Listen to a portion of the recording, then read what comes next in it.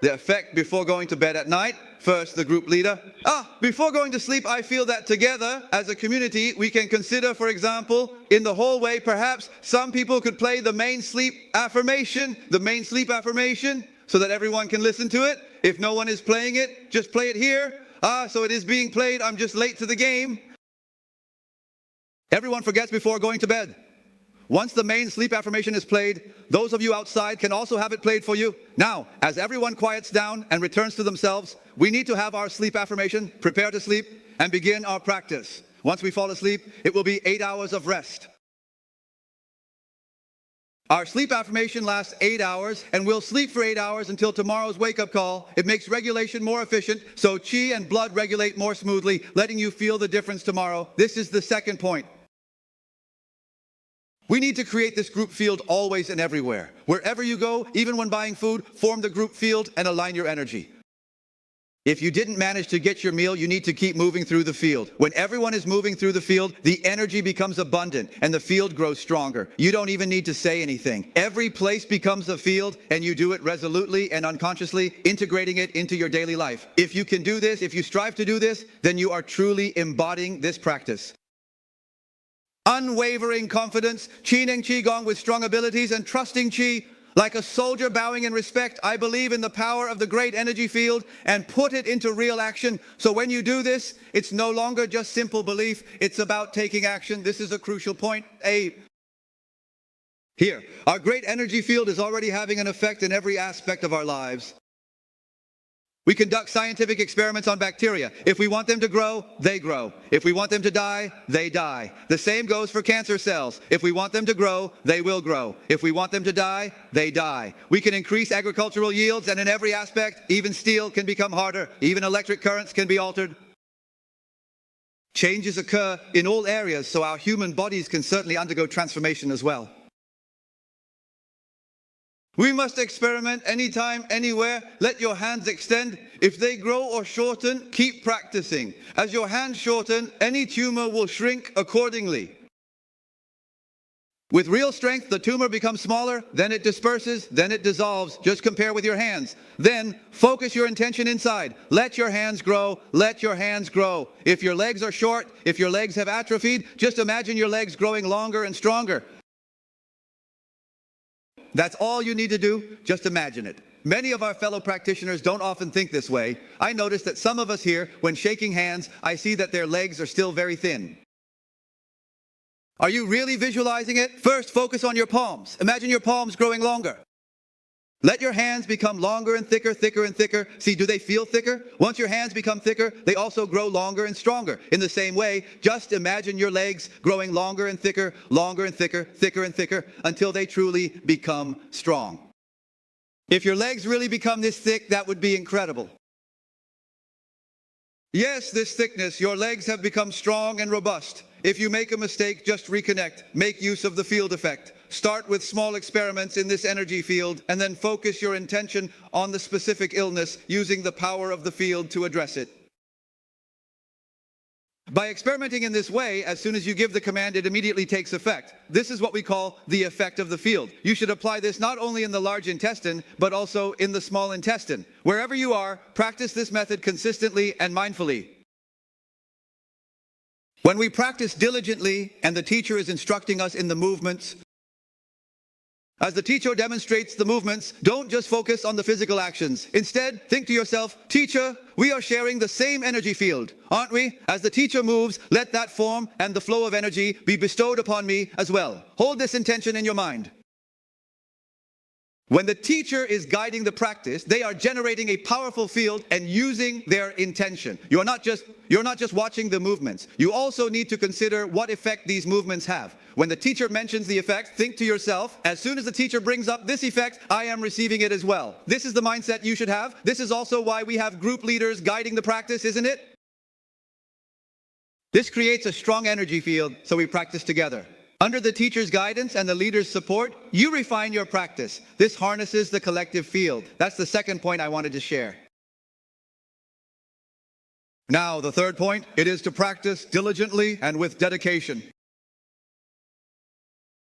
We come here to heal, and the teacher creates a powerful field for transformation. The collective energy field is activated, supporting and empowering you, whether you express it or not. Whether you ask for it or not, even if you don't say anything, the teacher is committed to this responsibility. You don't need to keep asking, "Teacher, please strengthen the field for me. Please send me energy." Even if you don't mention it, the teacher will still send you energy and create the supportive field for you. So this is an objective condition. The key is whether you are able to receive it. Why is it that some of our students, as soon as they start practicing, just by following along and moving, suddenly feel better and experience results? They haven't even been here for many days and their issues are resolved. Some come to our center, and even before practicing, just during the introductory session, their illnesses are healed, the illness is gone, the tumor disappears, blood pressure returns to normal. Why does this happen? It's because those students are more sensitive. They resonate with the energy of our great energy field. That energy, their personal energy, aligns with the energy of this field. It's like two energies connected together. They are very similar to each other. Or like two brothers who look very much alike. If they're twins, the resemblance is even stronger. Because of this similarity, it's very easy for them to connect and integrate with the field.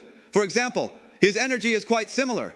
Even though he hasn't practiced and isn't really a believer, just by coming here and staying for a while, suddenly, he's healed. Isn't that amazing? It almost feels too easy, too good to be true. Are there really patients like this? There are such patients, you know. Some of them, after enrolling, but before classes even start, decide to withdraw and ask for their money back, saying, "I'm leaving, I want my money returned." They go home and say, "I don't need to spend this money anymore, I'm healed, I'm fine now." But honestly, cases like this are very rare. That kind of sensitivity, their energy is very much in harmony with this field. Many of our students, after coming here, are unable to be healed. This shows that when connecting with this energy, there's still a bit of a gap. Your energy isn't quite there yet. It might be something like this. For example, look at my hand, just holding it like this. My other hand looks like this, and it doesn't look the same. It has an extra part. Therefore, you're missing this element. You need to recharge, to cultivate your energy. What do we call this? You need to press, apply some pressure. Once you reach this state, it's about right, and then you can connect. Because the energy field of our Zhineng Qigong community is established according to the principles of Zhineng Qigong. It is built upon its unique characteristics. At the very beginning, I was the one setting up and arranging the field, and then many people started practicing Zhineng Qigong skills. Some practiced the movements of Zhineng Qigong, and with the positive intentions and thoughts from the teachers and practitioners, we infused the field with this uplifting energy and information. Now, Zhineng Qigong has helped you establish the entire energy field as a whole. So, when it comes to our tools and the energy field, both the practice and its power are involved. These elements, though they may seem complex, actually come together to form a unified whole, creating a harmonious field of information. This integrated information forms the energy field of the second phase, so if you feel out of sync with it, you need to practice. Practice the methods and learn the principles of Qigong. In doing so, you cultivate your own virtue and merit. Hold on to these three aspects. Use them to guide and regulate yourself so that you align with the standards of our great energy field. What we are discussing here is this: the practice, the principles, and the cultivation of virtue. These three aspects relate to a person's character, behavior, and merit. When this information is integrated, it produces something unique, which is why there are still some differences between us and the energy field. So, what should you do? You should dedicate yourself to diligent practice. You also need to learn about our methods and, more importantly, act according to our principles of virtue. Let your actions be guided by virtue. The simplest way to embody virtue is this: be kind to others and find joy in serving them. As was said in the past, do not do to others what you do not wish for yourself. If there is something you would not want, do not pass that misfortune on to others. If you dislike something, do not give it to someone else. We must not act this way. At the very least, uphold this basic principle. Do not take all the good things for yourself, pushing yourself forward to claim them. And do not push the bad things onto others. This is not the way to act. At the very least, this is how we should conduct ourselves. So by holding ourselves to the principles of fairness, justice, and virtue, just as we do in our Zhineng Qigong, you will, often without even realizing it, Find yourself able to progress step by step on the path of practice, rising to a higher level with each step. In this way, your energy field and abilities will become unified and harmonious. Therefore, in this regard, we must all practice diligently and with dedication. He said, Teacher Pang, I already feel terrible, and you still want me to practice? Let me say this. If you weren't feeling terrible, you wouldn't have come here. Some patients say to me, Dr. Pang, I'm not afraid of illness, I'm just afraid of feeling uncomfortable. I find this quite interesting. In the future, will someone say, Dr. Pang Ming, I think having this illness feels wonderful. Could you make it a bit less comfortable? Is there anyone like that? There is no such thing as a comfortable illness. Being ill always feels uncomfortable. Your way of thinking is ill. It often manifests as a persistent sense of discomfort and unease, which in turn negatively affects your overall health and well-being. You seek out doctors to treat your illness precisely to resolve this suffering. It's all about alleviating this pain. So now when we practice, at first, you might not be used to it, and the pain from the illness may even seem to increase a bit. But you need to understand that now you have the ability to practice to actively confront your illness. In the past, illness would weigh you down, making you feel miserable and unable to get up, overwhelmed by pain. But now, you must lift your spirits and rise up. I want to eliminate this illness to clear it out of my body. You must confront the illness head on. So at this time, you may have to pay a certain price as well. There will inevitably be some losses, more or less. It can feel a bit uncomfortable, but you need to see yourself as fighting against the illness, determined to eliminate it. Now, I am the one actively attacking the illness, not the other way around. The illness is no longer tormenting me. You must embrace this mindset. Secondly, the more you practice, the more confident you become, and the more meaningful the practice feels. Secondly, launch a comprehensive counterattack against the illness. Although there may be some suffering, you will also find joy in the process. In the past, you may have felt listless and dispirited all day long. You simply endured the torment of illness, feeling powerless to resist. The doctor might have told you, there's nothing we can do about your condition, just try to get by, just wait and see. As long as it doesn't get worse, that's already good news. They might even say, with this illness, you don't have many days left. That's how it was. It's as if you're being tied up, left helpless, just waiting for death. Isn't this what happens to our classmates who are seriously ill? Think about it. Doesn't the doctor's conclusion feel like you're being bound by it, just waiting for the end? It's as if the illness is cutting you with a knife, just a little today, a little more tomorrow. It doesn't kill you all at once, but makes you suffer, alive yet in pain. With every bit of discomfort and difficulty, you feel paralyzed, unable to resist. You have no means to fight back.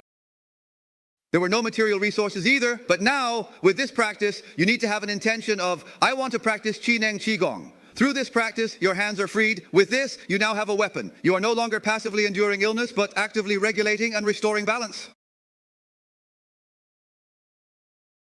It becomes a back and forth battle, blow for blow, to see who prevails. This is not about being tied up, not about waiting passively to be harmed. When something comes to harm you, now you have the strength to resist, the means to fight back, and the ability to resolve the problem.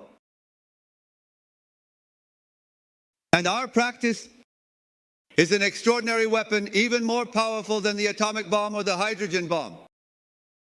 Its power is immense. Eliminating disease should not be an issue, though it does require time and a process. Because we now have confidence. This is an advanced, cutting-edge, and complex science. A brand new science. It is unparalleled. There has never been such a powerful technology. So, solving this illness is not a problem. With this foundation of thought, we can devote ourselves and practice diligently. This requires diligent practice. I offer you two aspects. One is to train your body through physical movements. First, you must start with the movements. Strive to make your physical movements as precise as possible. As you practice, simply think, I am doing my best. You might say, teacher, my arm doesn't move well, but I can still do it like this. For you, this is your best. Just think, I am doing my very best. As you practice, your energy and blood will flow more freely and harmoniously. You might notice others can stretch deeper, but for you, this is already the best you can do. Don't compare yourself to others. If you can't stretch more and you force it, your energy won't flow, which could be harmful. In this way, medicine could actually have a negative effect. The best thing is, once you practice and everything flows smoothly, you'll find that even if you can't stretch deeply, just close your eyes and imagine it straightening out. You need to practice diligently. This issue is very important. Truly, it's a crucial point. Practice whenever you have time. Now, some people say practice at home whenever you have time. But now you're asking, should we focus on practicing at home or should we come here to practice together?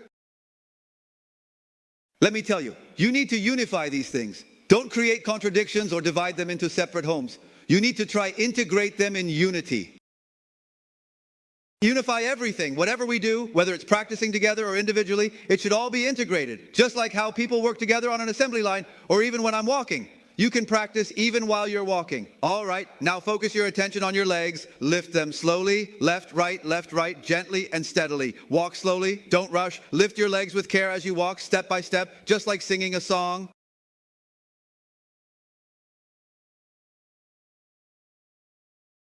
Walk slowly, gently, just like this. Experience and feel as you walk. Observe the flow of energy and blood within as you walk. As you continue walking, you can also stretch out your arms. Walk and stretch, walk and reach out. Some people might wonder, why are these people acting like this? But this isn't anything strange at all. Here, we unite spirit and energy together. This is what we call the harmony of spirit and energy. It's not that our nerves are ill, it's that we are merging spirit and energy together. When spirit and energy are fully united, the energy becomes abundant. Move your hands slowly as you walk, step by step. You might wonder, what does this mean? Is this some kind of facial exercise? I practice Zhineng Qigong anytime and anywhere, as if I am enchanted by it. We are not in a hurry, and it doesn't matter what others think of us. You may seem quite refined, but that's only if you're not ill. If you carry yourself with refinement, but the doctor says there's nothing that can be done for your illness, then I am here to heal. You need to have this mindset. When practicing Qigong or cultivating your skills, don't just think about healing, focus on growing your abilities with this kind of determination. It's truly like being a little magic bean. Whatever the little magic bean does, it's all about practice. As soon as you open your mouth, someone asks, have you eaten? Once I've practiced, yes, I've practiced. When someone asks if you've eaten, you say you have, but really you've practiced. It's the same with everything you do in life. I remember reading quite vividly about the great scientist Isaac Newton, about his fascinating life and remarkable achievements. It was said that when Newton was conducting his scientific experiments, he'd get so absorbed he'd forget to eat, sometimes going all day without food. They'd urge him to hurry and eat, to find him and make sure he ate. They wanted him to eat.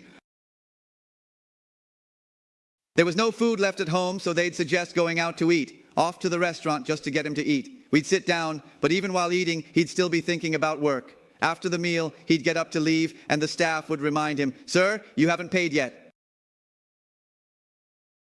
He would say, "Why should I pay? My experiment isn't even finished yet," and laugh. His mind was completely absorbed, almost lost in thought. In summary, when it comes to experiments or any endeavor, if you want to achieve success, you need to be this deeply immersed, this devoted. We should all offer a bit of this kind of devotion. How can you become so absorbed in practicing sports? If you're always thinking about practicing, constantly practicing, then when you reach out your hand, practicing lifting your leg, practicing turning your face, practicing, don't do it like that. Gradually the teaching will come, otherwise you might go astray. As your mind turns, with every touch, every response, I feel like I can use my intention to turn, letting each vertebra in my spine rotate one by one. That's when you truly have skill. That's it. Add international standards to it. Whether it's your hands, your feet, or your whole body, use your intention. Let every movement be guided by your intention. This is how Qigong becomes a way of life.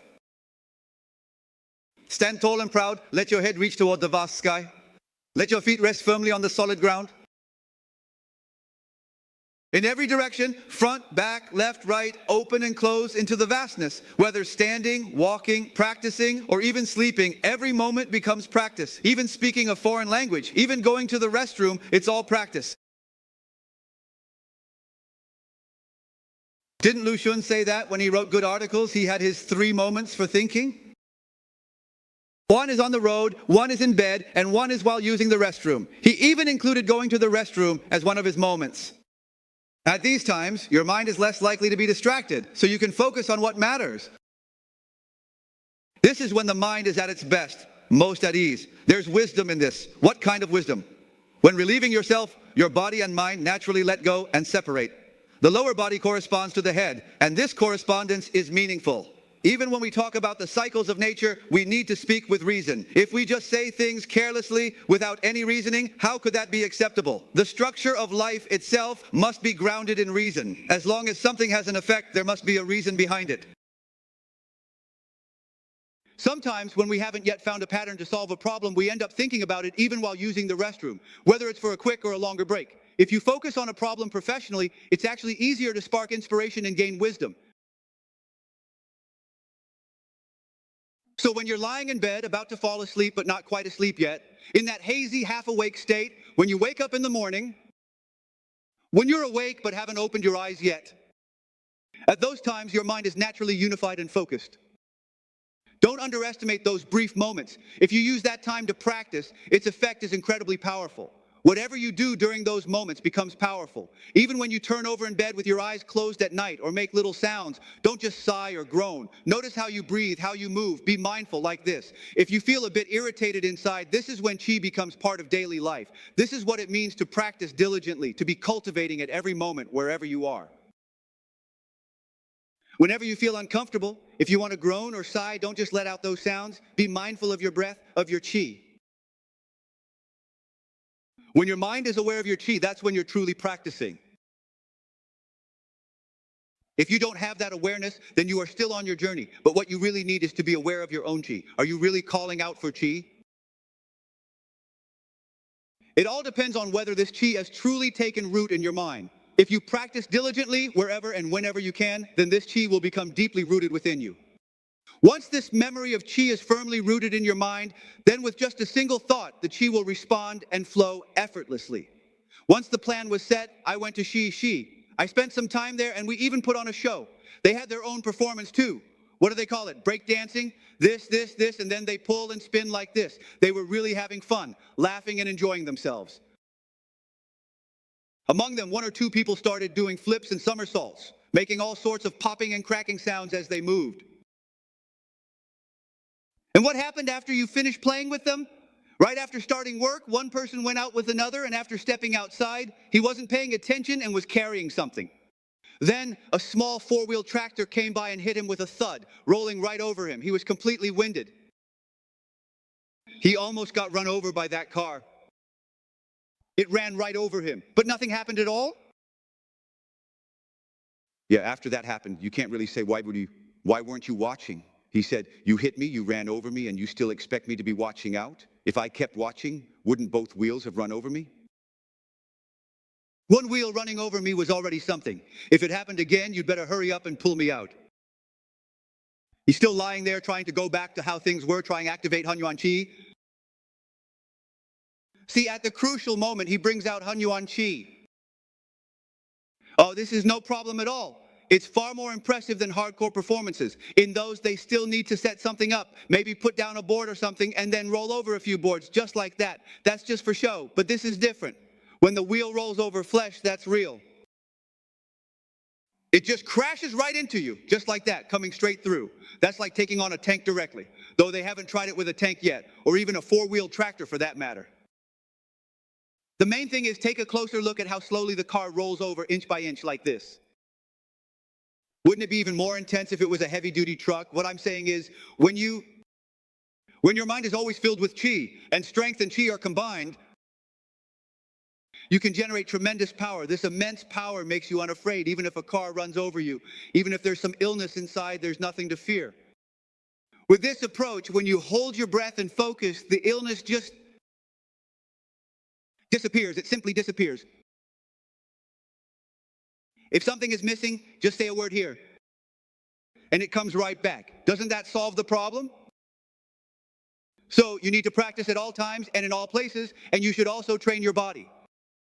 Yes, and you should also train your mind. Whatever you do, even eating, is a form of practice. When it's time to eat, do it with full awareness. Pick up your chopsticks and connect with each other. Be calm, let your eyes gently close and clear your mind. Hunyuan is coming. Let's enjoy our hot pot meal together. Then open your eyes. With your left hand, gently push forward, then slowly bring it back down in a controlled motion. Lift it up and draw it back in. Place it down here, set it on the table, then use your right hand with the chopsticks to pick up some food and bring it to your mouth. Isn't this also practicing Qigong? With every bite, remember to transform the energy. Where in the hospital can you find such healing? So with each bite, direct the energy one bite at a time. How many times do you need to do this just to finish one meal? Wouldn't that solve the problem? I ask everyone. If you practice Qigong with dedication and make it part of your daily life, I guarantee your illness will heal.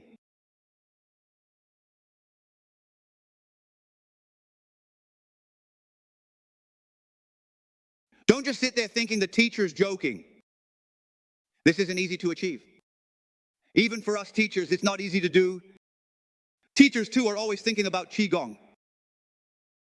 If you can do this, you'll surpass your teachers, right? You'll go beyond your teachers, and the teachers will have to work even harder to keep up with you. This is truly not easy. If you can do this, then you will have truly reached an advanced level of Qigong, where walking, standing, sitting, and lying down, you never part from this state. What does it mean to not part from this? It means that the state of practice, the awareness of practicing, should never leave your consciousness. It doesn't mean that after practicing, you just sit there with your eyes closed, staying quiet and ignoring everything else. Like old Zhang, who doesn't want to work, doesn't want to eat, doesn't want to sleep, doesn't want to do anything. If you ignore him, after a while, he'll just fall asleep. It's not about staying silent. You need to maintain a sense of strength, a collective awareness, and always have a very clear consciousness of your practice at every moment. This is extremely difficult. This is what it means to practice diligently. Don't talk about doing it for a long time. If you can maintain this state for just one day, if you don't let anything slip for a whole day, that would be enough. But even one day is hard to achieve. Even one day from the moment you wake up in the morning is hard to accomplish. As soon as you get up, you start practicing diligently. You practice while dressing, in the bathroom, when coming out, eating or returning, all day until bedtime, never missing a moment. Yet, sustaining this all day is hard. So let's all keep striving together. If you can manage to do it for one day, you'll be able to do it for 2 days. But even if you can't do it perfectly all day long, if you can maintain it for most of the time, there are those who don't know how to practice at all. If you can dedicate most of your daily life to the teachings provided, that is truly remarkable. That is truly remarkable. Right now, many of us are still struggling with illnesses, but it's nothing serious. Even when feeling unwell, you might hear someone say, don't talk about it, just go practice. But you might think, how can I find the energy to practice? Yet, if you give it a try, you'll feel better. So, all right, I'll wait and see. Truly, just waiting won't work. Waiting is not the answer. No matter how long you wait, nothing will come. You must take action. What does this mean? It means you have to fight for it. It's not about fighting to the death or breaking the net. Right now, it's about breaking limits and barriers. This illness, like a net, has trapped us, and there's no way to escape. This net keeps tightening, shrinking, and shrinking until it lifts you out of the water. Once you're out, slowly you dry up and eventually die. That's what it means to be a fish caught in the net. So what should we do? We have to fight. After all, either way, it's a matter of life and death. If you keep pulling me out, dragging me out of the water, I'll dry up and die. But right now, I'm still in the water. If I crash into the net with all my strength, if I fight with everything I have and break through the net, I can escape into the vast ocean. I'll be free, and my life will have new meaning. That's why it's either the fish dies or the net breaks. We have to fight, even if it means risking everything. Either the fish dies or the net breaks. If you don't have this determination, it simply won't work. But if you do have this determination, you need to reflect on this. And remember, it's not about the fish dying, but about breaking the net. When I fight, it's not for the fish to die, but for the net to break.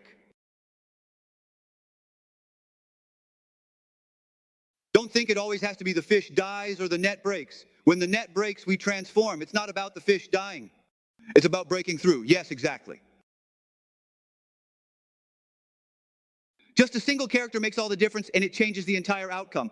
We must break through this net. There's no other way. We have to push this illness out so we can be free and healthy. That's the core of it, and it requires dedication and perseverance.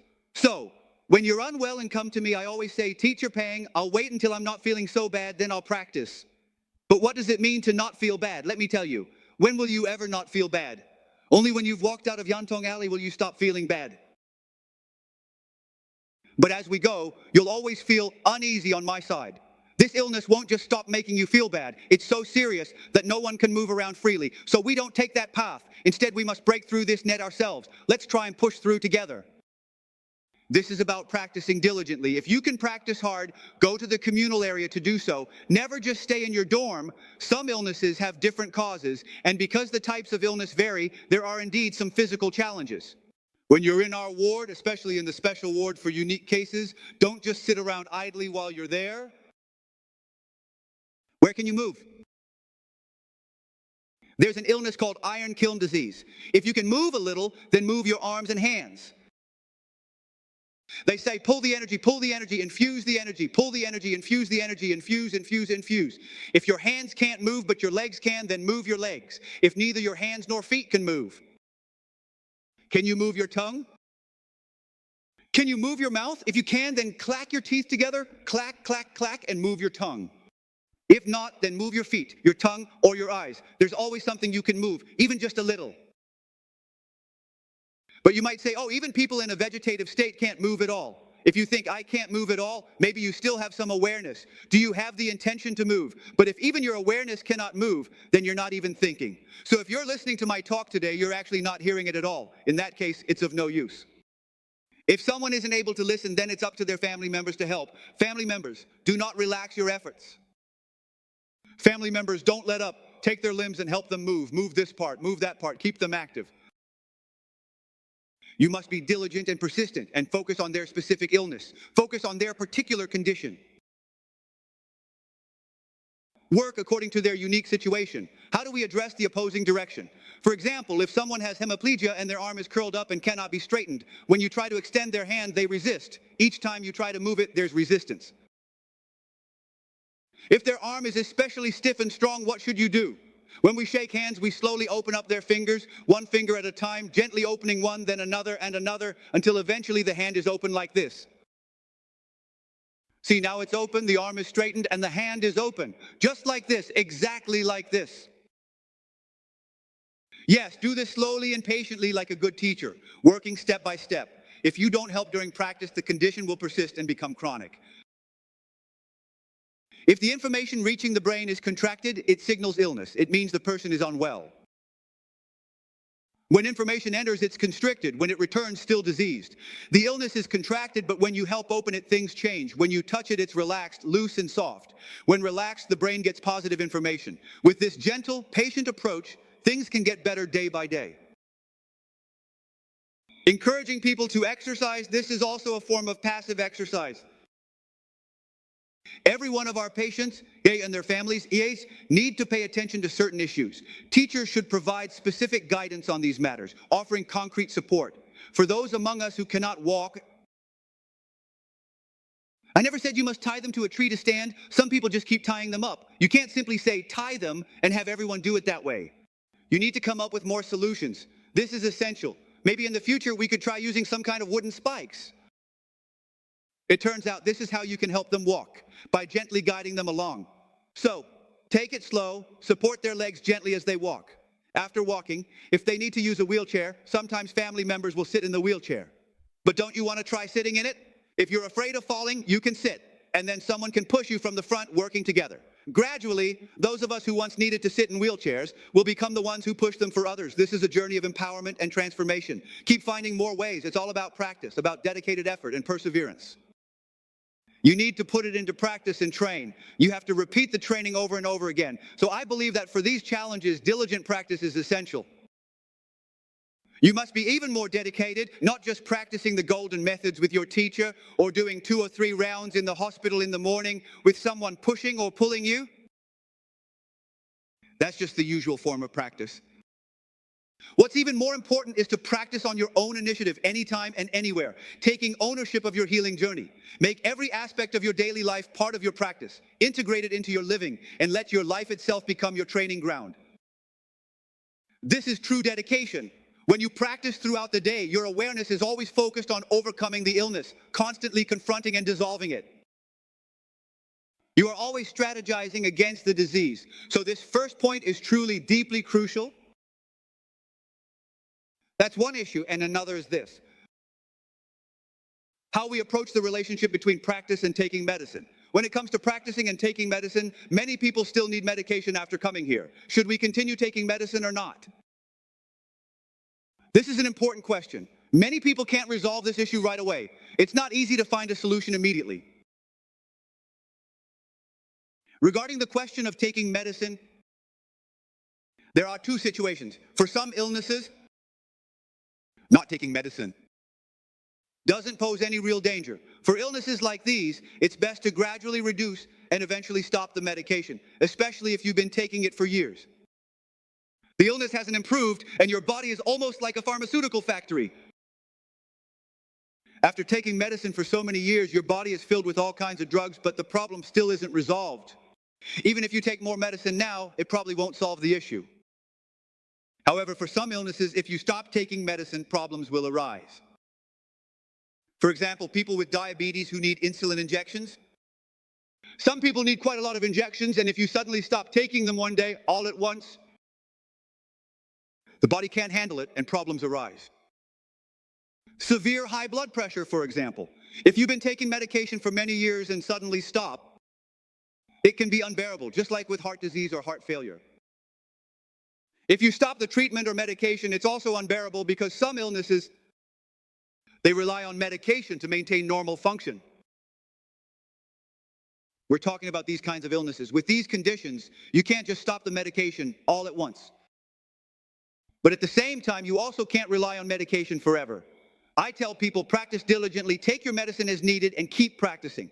For example, with insulin, if you're taking 40 units a day and you keep taking 40 units every day, I can assure you, even after 5 years of practice, you'll still be taking 40 units. Why? Because you're taking 40 units every day, and after 5 years, it's still 40. Some people think, if I keep practicing, won't my body start producing insulin again? If I can produce insulin, won't I be healed?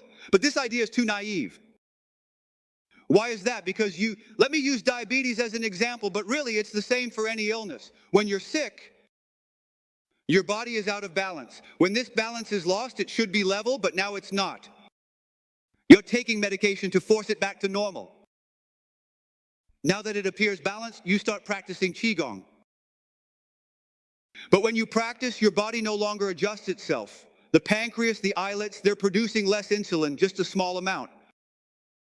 So you add insulin from outside, and once you add it, everything seems balanced again. So at this point, your body won't let you secrete more insulin, or even if there's enough insulin, because Qigong healing works through regulation.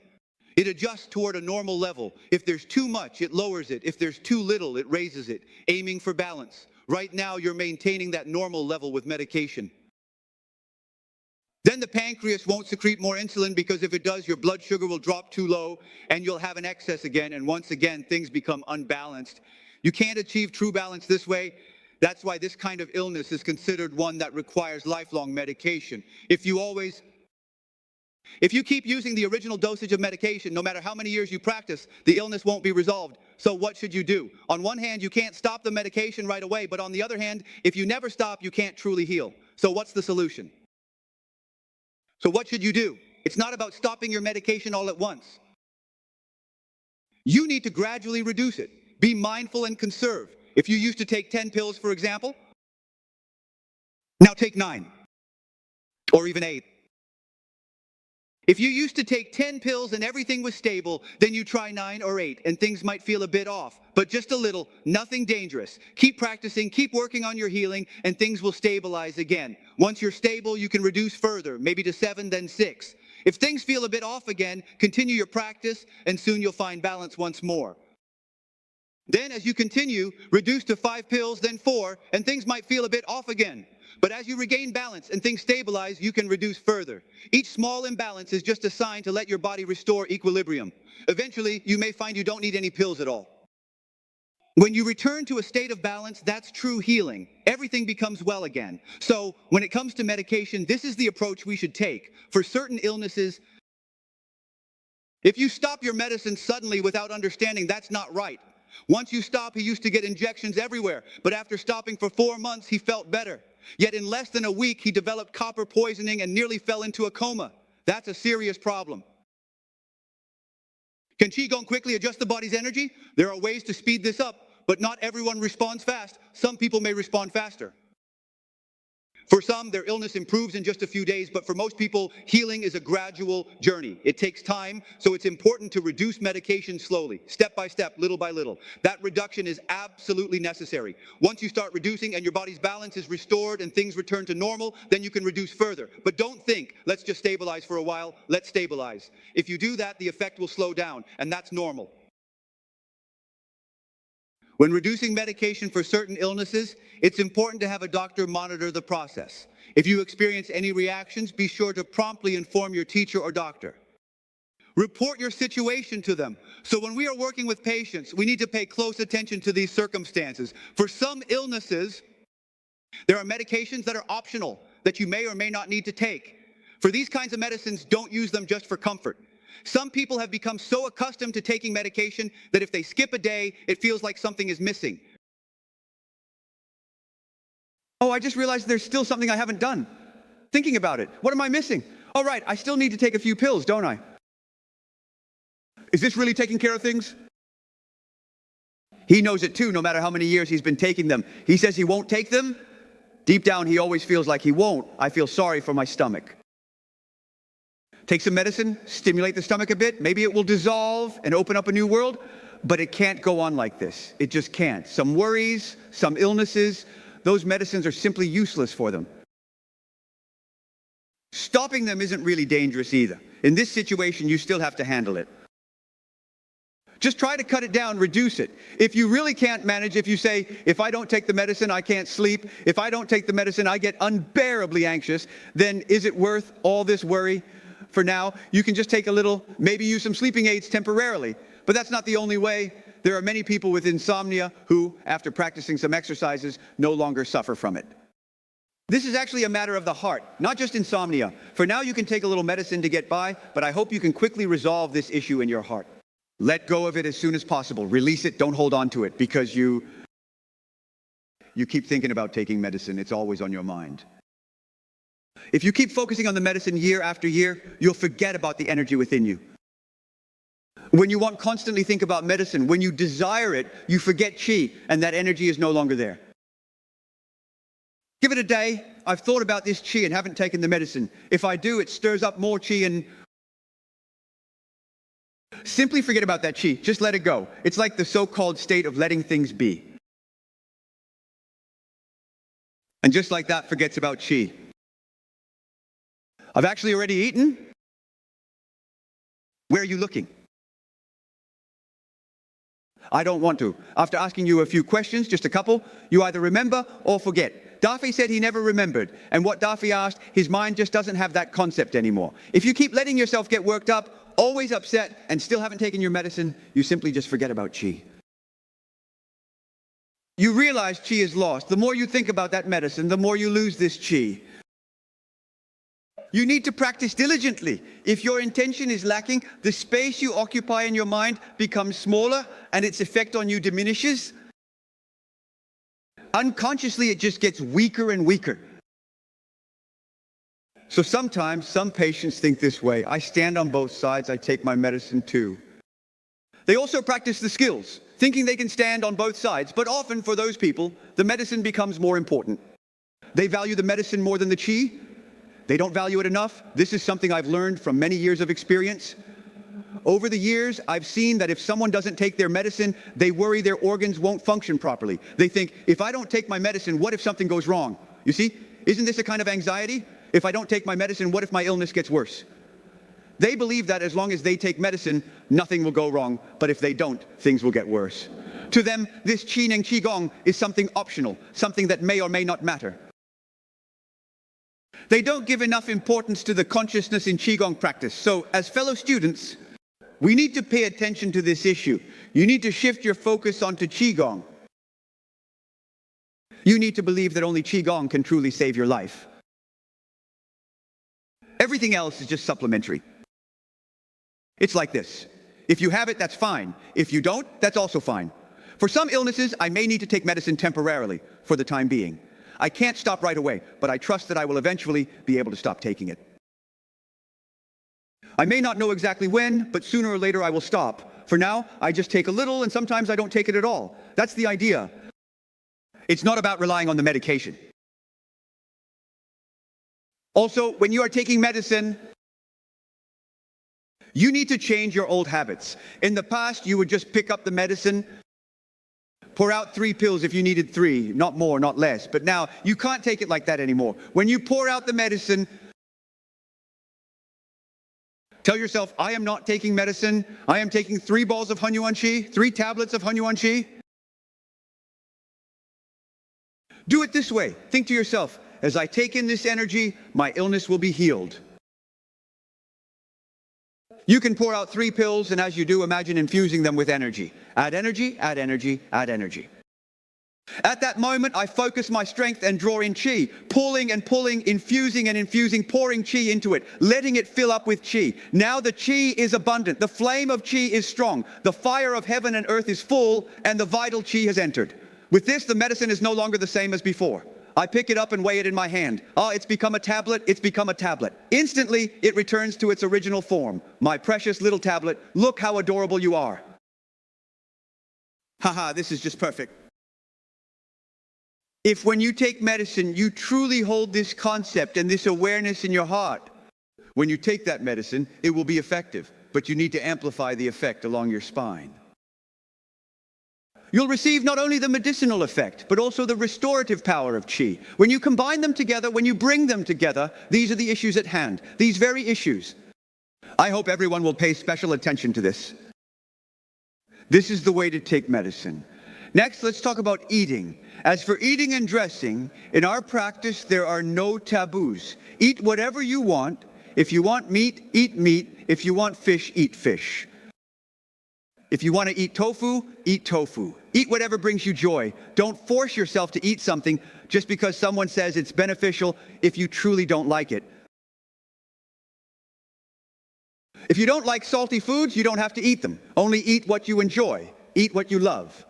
Why do you find something delicious and crave it?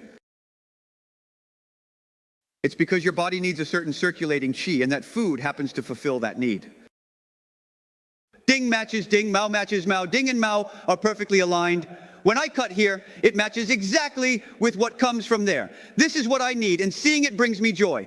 Think of it this way. When you see something that brings you joy, and it replenishes what your body lacks, even if you're ill, don't underestimate this steamed bun. Today, I eat this steamed bun because I enjoy it. And as it enters my body, it becomes healing.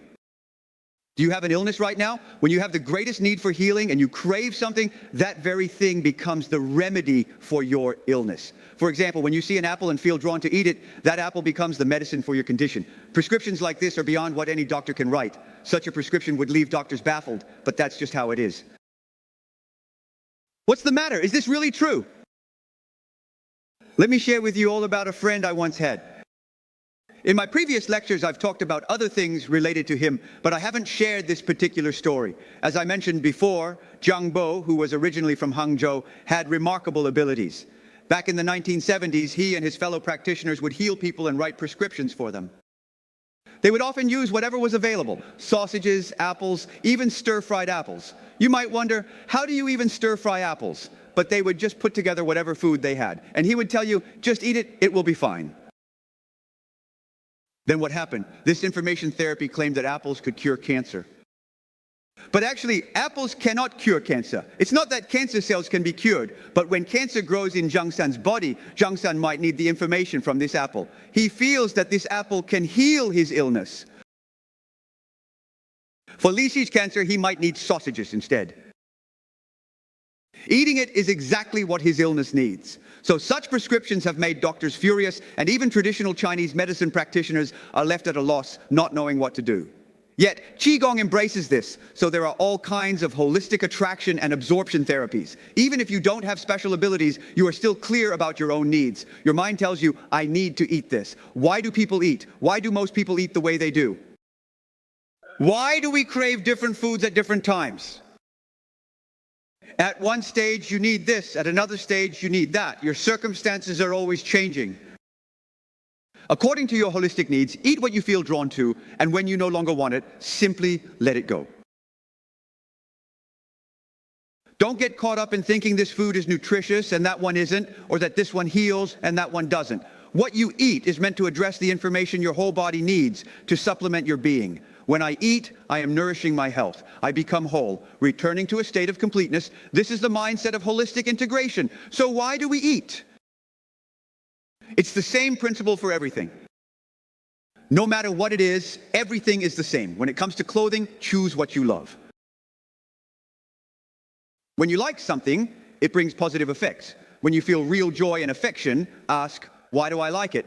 Because it matches my energy and gives me the information I need. If you focus your intention, even classmates' thoughts can reach the part of you that needs healing. And with that energy, illness can be swept away.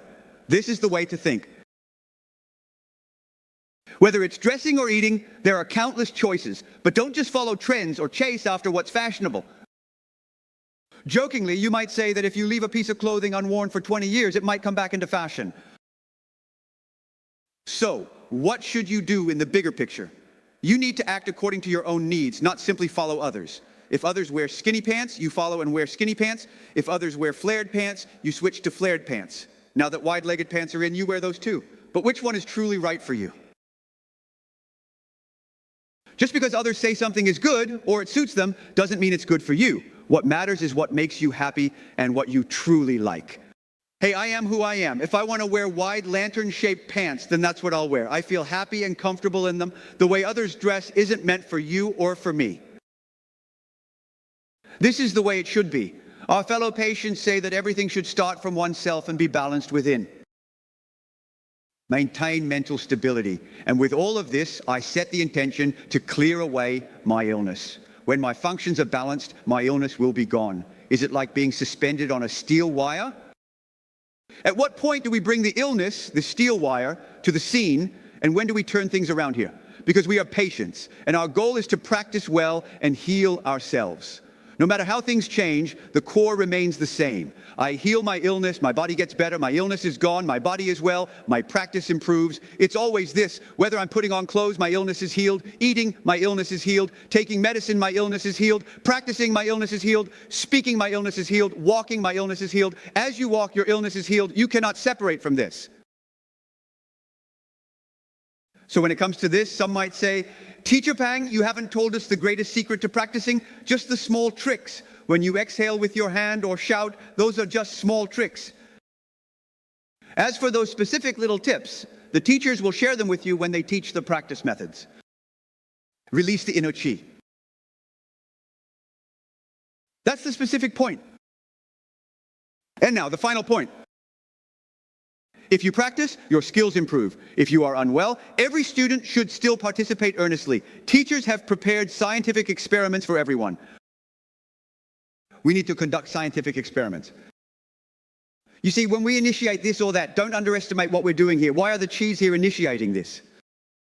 When you initiate that experiment and changes begin to happen, your mind will start to transform without you even realizing it. This is the power of our Hunyuan Qi. This is the power of the great energy field, the power of Zhineng Qigong. It becomes evident. The impression in your mind deepens. We should conduct these experiments with sincerity and truly commit to them. We need to repeat the experiments many times to achieve good results and reach positive outcomes. Everyone should share their results, and together we should reflect and summarize. Let's summarize and present good results, positive events, and good achievements. Let's approach every aspect in this way. If everyone does it this way, then this will succeed, that will succeed, everything will succeed, all will be well. What is this positive information? Look, after applying this, the garlic grows taller, thicker, develops roots. What else grows twisted? Let that garlic clove grow twisted, grow curved, or even stop growing altogether. For a period of time, however you want it to grow, it will grow that way. If even plants can be so responsive, how could you yourself not be? If I want my leg to grow here, how could it not grow? If you want your leg to grow thicker, can't it grow thicker? If you want your leg to gain strength, can't it gain strength? If it happens to grow crooked, just like the garlic sprout that grows crooked, isn't it normal for it to grow crooked? And if it grows straight again, isn't that also possible? This can truly boost our confidence. And after we conduct this experiment, everyone should share their experiences. What effect does this have? How do these experiments actually work? Students need to reflect on their experiences, and teachers should join everyone in summarizing and discussing together. Why is it that when we want it to grow taller, it actually grows taller? And when we want it to grow thicker, it really does grow thicker? When we want it to grow roots, it grows roots. What is the principle behind this? What is the reason? If we can clarify these questions, then we will understand how Zhineng Qigong exerts its effects. How does it work on ourselves?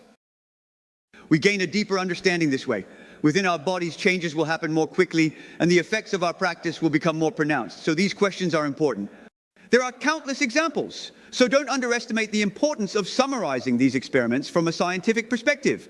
Of course, this summary should not only include scientific experiments, but also timely reflections on the achievements from our own practice, so we can recognize our progress. If you don't see improvement right after practicing, but you need to pay attention. Did you notice even a little bit of effect?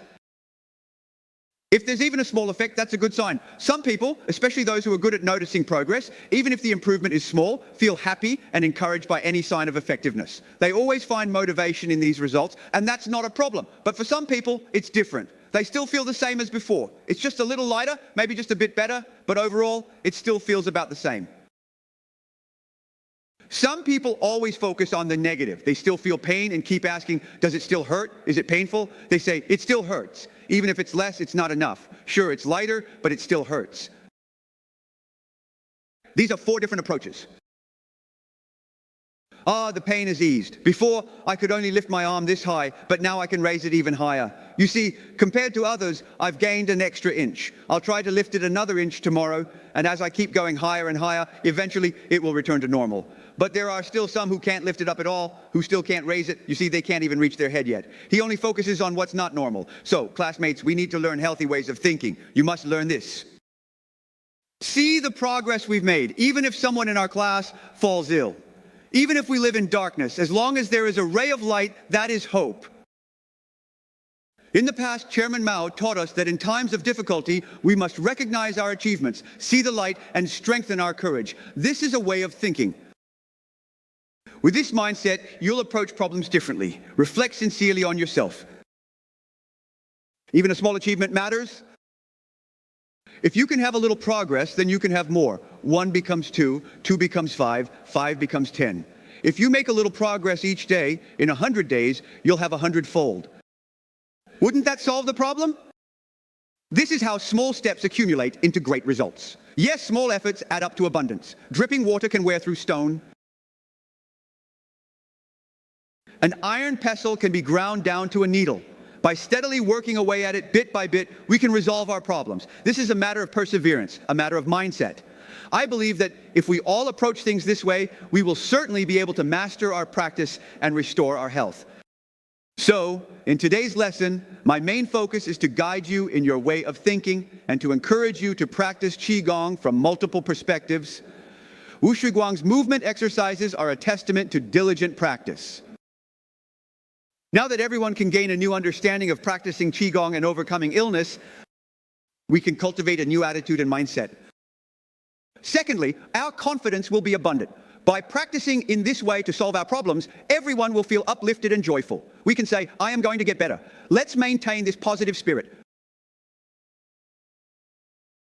When we keep this mindset and bring it into our daily lives, each and every one of us, everything will get better. Even for those students who may not always follow my advice, those who are less receptive, if you truly listen and follow these words, you will also experience improvement. Those who listen well and respond quickly will recover more quickly.